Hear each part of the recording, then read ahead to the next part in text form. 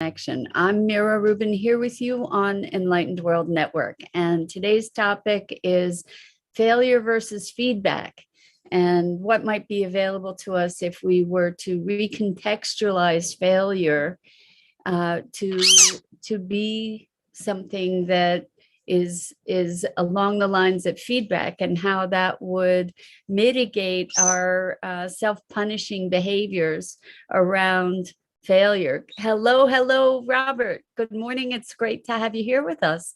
So before we get started with our topic, let's take a minute or two to get present. Let's take a deep breath in through your nose and hold it. And imagine clean, crisp oxygen flooding your lungs and flowing into your bloodstream, nourishing all your cells, all your organs, bringing vital life energy throughout your body and being. And as we exhale any tension, any stress, negativity, fatigue. And now let's take another deep breath in through your nose and hold it. This time, imagine brilliant, bright light lighting you up from the inside out, electrifying, energizing, and illuminating all your cells, electrons, and molecules. And as you exhale any remaining tension, stress, negativity, fatigue. And now let's just gently press our palms together. Softly rub your fingers against your palms and feel the deliciousness of that sensation, the tickling and the tingling, and bring yourselves present right here, right now. Welcome. So Robert says, nice topic. The topic today is failure versus feedback. So Robert says, I believe that every failure is a lesson which we need the feedback from. So I agree with you 100%. And when we judge something as a failure, we are typically placing sort of a moral judgment on that thing, that incident, that occurrence, whatever. And that judgment then can lead to a cascade of other judgments, self-punishing behavior. I shoulda, woulda, coulda, or they shoulda, woulda, coulda, or things should be different in some way, shape, or form. And if instead of looking at failure as a moral judgment upon ourselves or others, what we can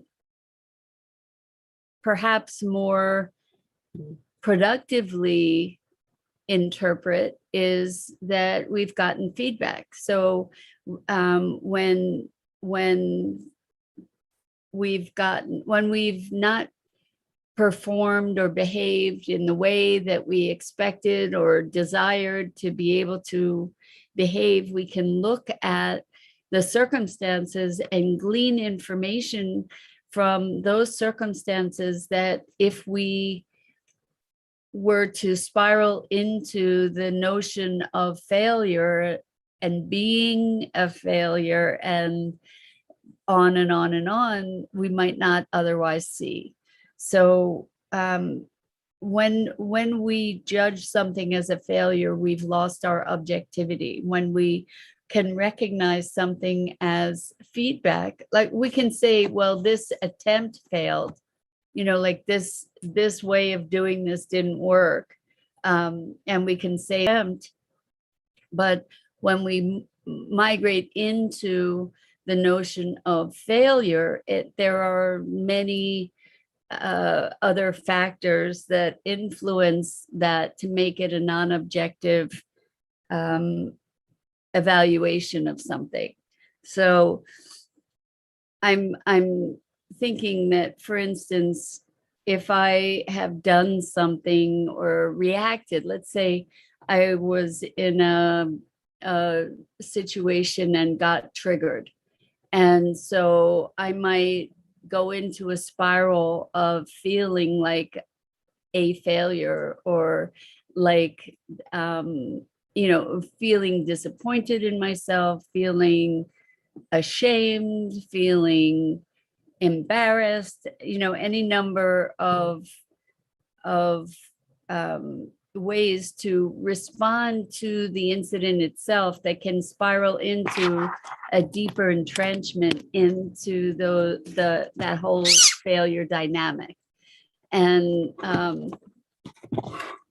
what I'm talking about today is how, if we are able, instead of interpreting things as failure or personalizing the failure.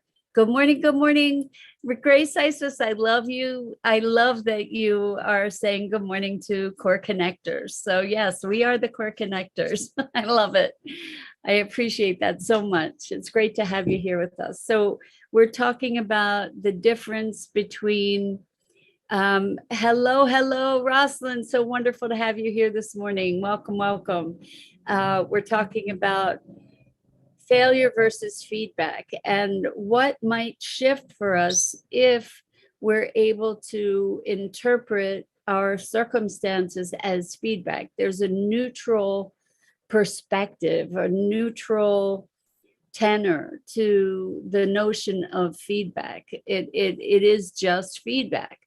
And then we get to interpret that feedback. So if I shout at you and you punch me, and not that this happens or that it has happened or anything, I'm just thinking of an extreme example, then I can notice that, that punch was feedback, like that my communication was not well received, for instance. So Josie, welcome. Good to have you here. Josie says, good morning, love, peace, and love be with you, sister. Thank you. So what if, let's say I have a fight with, or an altercation or a disagreement. Good morning, Julie. So good to have you here with us. Let's say somebody says something and I react, and it turns out that like one of my buttons got really triggered and I react all out of proportion. And I could be looking at that afterwards later and beating myself up for reacting that way. And then I go into a further death spiral around what a failure I am in meeting the expectations that I have of myself, and on and on and on. And I could be feeling like I'm unworthy, or, that I'm deficient, or any number of other things that we impose upon ourselves when we get into self beat up mode, right? So what if instead I looked at the situation more objectively to see, oh wow, this is what happened, and I reacted like this. What's going on underneath that? What's available for me to learn? What's an insight that is available for me to gain as a result of looking at this situation without all the reactivity of feeling like I failed, or feeling worse than that, feeling like a failure, identifying, becoming the identity of failure. And I think that there's a tremendous freedom available in this, because what I notice is that self beat up leads to more self beat up. Self-judgment leads to more self-judgment. And so when we're able to step back and separate the judgment from the situation, we can look at it and say, wow, I reacted like way out of proportion. What's going on? What is it that got triggered? I noticed this happened, and I responded this way. That's feedback. When it's neutralized as feedback, I have less of an aversion to be digging in and looking at it. Also, I can pull myself out of the pattern of self-punishment, punishing myself for responding in a certain way, which just further typically will further embed the behavior to begin with. So instead of the self-punishing, I can be in a place of curiosity and observation. So moving from self-punishing or shame or embarrassment to a place of curiosity, then we have more of an ability to institute the shift or the change that we want to be able to institute or shift, because we can't when we're in a downward spiral of self-judgment and punishment, it's not supporting the ability to make the shift. We often think that if we punish ourselves, it'll stop us from doing the thing that we did in the future. But the thing is, if we don't know what the dynamic is, and if we can't compassionately and curiously investigate that, then it remains a pattern that is entrenched and embedded. So Josie says, self-judgment is the hardest lesson to learn about. I agree. And the thing that I have introduced to my clients that seems to be helpful is to recognize that self-judging part, that part that is beating the heck out of you for your infringements or your missteps, is I encourage people to recognize that part as the bully, and that it's not you, that it's kind of a program. It's a bully that is conditioned, and that we are conditioned to listening to as if it's telling the truth, and it's there to bully us into submission and to keep us from growing and flourishing and expanding, and most of all, keep us from changing. So if we can recognize that self-judging voice as the bully, it gives us a greater latitude to silence it, or at least push it off to the side. We can exile it, and we can say, okay, you're the bully, I really don't need to play with you today. And all these tools together, like recognizing the bully first of all and identifying it. When we do recognize and identify the bully, it tends to jump into the shadows because it doesn't want to be identified, typically. But the other thing is that if we can recognize interactions as an interaction, as a dynamic, and look at the mechanics of that dynamic. In other words, look at feedback. So what was the trigger? What was the response? Oh, I can see this is feedback in this experimental cycle. We can consider that we're in an ongoing experiment, right? And I notice when I am sending love and being in a place of love, that I get loving responses. I'm noticing when I disappear or am hiding, that people respond to me in a very different way than when I'm present and available. We see feedback all the time, but we don't necessarily perceive it as feedback, and as a result, we get swept up in the reactivity of the moment. And what's happening there is that it's not enabling us to be present, right? When we're triggered, we're playing out dramas of the past in the present. We're pulling things into the moment that might not be there at all. So for instance, if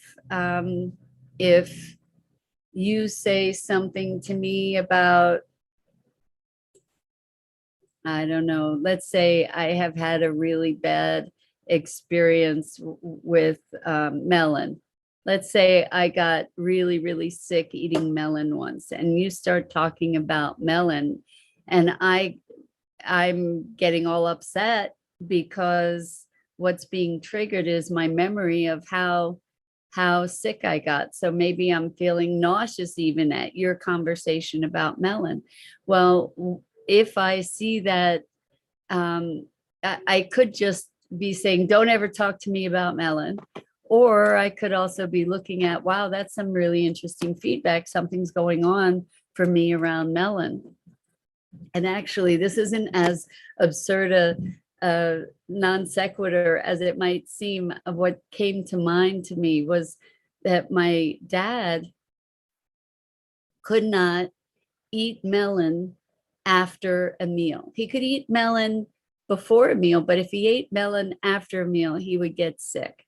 And I asked him what that was about, and it turned out that it had to do with his father, and his father would have melon for dessert, and maybe he would force it on my dad. But anyway, it was a psychological trigger. And I don't think my dad ever really allowed himself to look at the association that he was having to be able to untangle it. But this is the kind of automatic reaction. We just say, oh, I hate melon, or I don't eat melon, or I won't eat melon for dessert, instead of seeing the feedback and saying, oh, with curiosity, what is it that's going on there? And so I think that if welcome, Pat. Good afternoon to you. So glad to have you here with us. We're talking about failure versus feedback. So by converting our notion of failure to a recognition instead of that we're receiving feedback, we can free ourselves from a lot of the guilt and the shame and the self-punishing that is attendant with this notion of failure. Because that's another thing I think culturally that we are inclined toward, is that if I failed at something, at this particular, if I failed to get the result that was the intended result, we personalize that and then identify with, I not only did I fail, but I'm a failure. And if instead we were able to say, well, this attempt at that failed, it didn't achieve the intended objective, that is a very different thing than translating that into a personal sense of failure, which goes into being not good enough, or to being guilty or shameful, etc.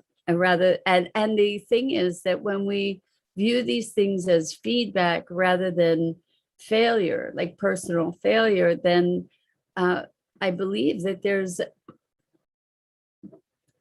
that we're buoying the capacity for greater resilience, because we're not making something mean that I'm a failure, I'm no good, I can't, I shouldn't, and on from there.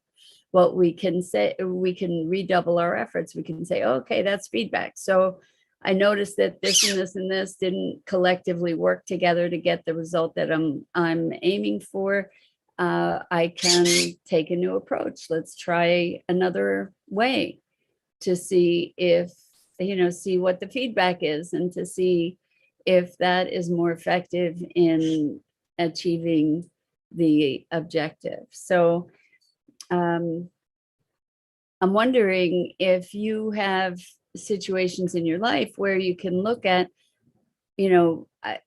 that's another thing actually that happens with this notion of I'm a failure or I failed, is a sense of disappointment in oneself. Disappointment, despair, depression. There's this whole downward spiral that is provoked by this notion of failure. And as people collectively, the folks that are here, I'm making an assumption that you are, as well as I am, committed to growth and evolution, individually and otherwise, that we want to be able to utilize tools that are the most effective in serving that end. And failure is kind of like a hard stop. And not only is it a hard stop in progress, but it's kind of a regressive thing, because it can lead into all these self-defeating patterns of beat up and shame and blame and disappointment and inadequacy, et cetera, et cetera. So although we may have been making progress, when we hit that place of deciding that we failed, we end up backsliding. Whereas if we can recognize this as feedback, we might have a temporary setback, but then we can move beyond it, and we get to put the bully in its proper place, which is in where its voice is not really heard. So, or where its voice is understood to be the bully that we don't have to choose to play with. And I'm just thinking of, I'm thinking particularly of a conversation that I had yesterday, and that's what prompted this conversation today. And that was about falling into a pattern of self beat up, which then became an exponential pattern of experience and spiraled into a multiple day experience of self-punishing. So what is one of the things that we can look at is, well, okay, I go into the self-punishing mode. What's behind it? What's up with that? And often what's behind it is if I believe that I deserve to be punished, what is the underlying belief that is manifesting in that way? So something related to being bad or wrong, or it was interesting in this conversation because the person said, I would never beat up a kid emotionally or otherwise. I would never beat up a kid for having a meltdown, but as an adult, we believe we there's that operative word, we should never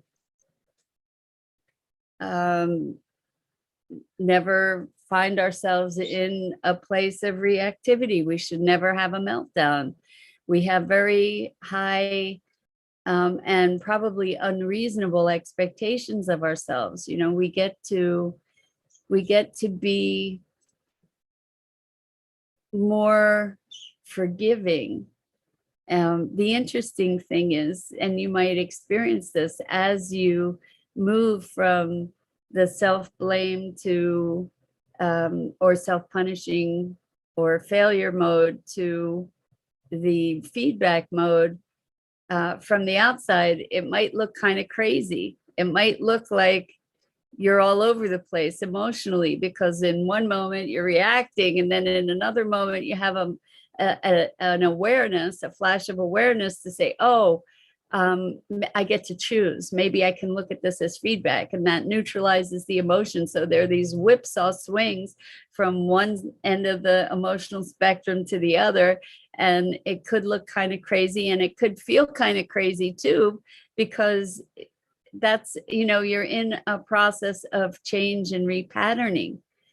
And that process of change and repatterning can be kind of messy. It can be kind of erratic. It can, as we're flashing in and out of awareness from the outside, even, and from the inside, it can feel kind of extreme, right? It's like, well, what's true? What's real? What's not real? It's like, where do I have choice? Who am I? What am I? Kind of thing.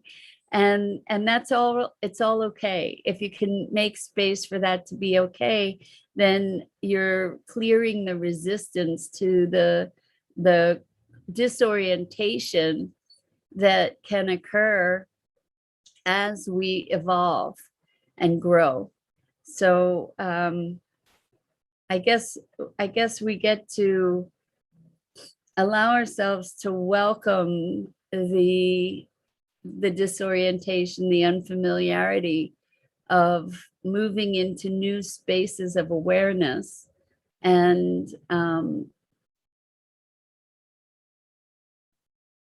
maybe that too is part of building our building our resilience, to be releasing the resistance, perhaps can help to build our resilience. So maybe I should write that down as a topic for tomorrow: resistance and resilience.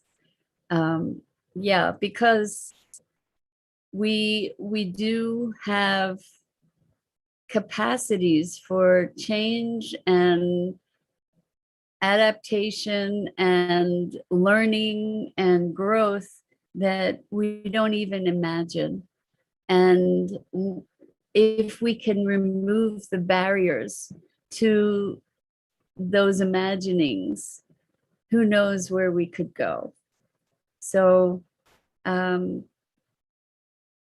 and the resilience that is needed to adapt to all these changes is something that we can cultivate. And I think one of the ways to cultivate that is by neutralizing some of our judgments. And failure certainly is a very harsh and painful judgment to be imposing on ourselves and others. And when we're able to instead view things as feedback, to go back to what Robert said in the beginning, is we have the greater ability to find the lesson in something. We don't want to learn that we're a failure, because that's non-productive. What we want to learn is, what the feedback is, and then from there we can perhaps extrapolate a new and perhaps more effective behavior. So Pat says, my grandson Tom has so much resilience. Perhaps we can learn from the children. Oh, Pat, I so believe we can. I think that children have so much to teach us, for sure. And the truth is that none of us, had we not had resilience, none of us would have learned to walk, right? Good morning, Bernadette. You made it just in under the wire. It's so good to have you here this morning. Yeah, so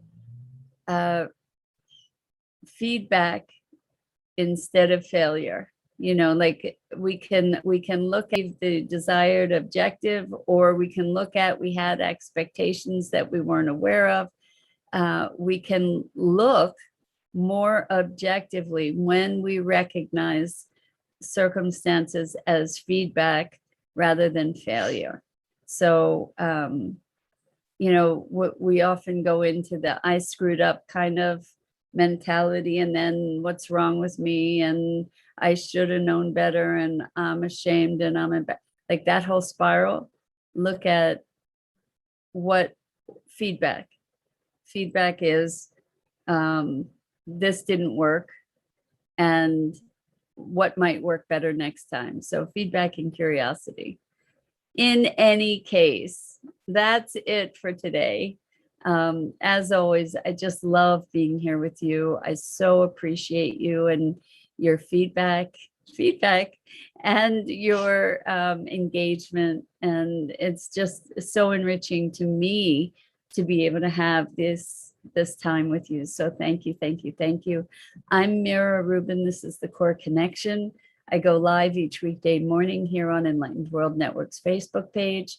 Please, please check out the other awesome programming on Enlightened World Network, on the EWN One with the Earth, as well as Enlightened World Living.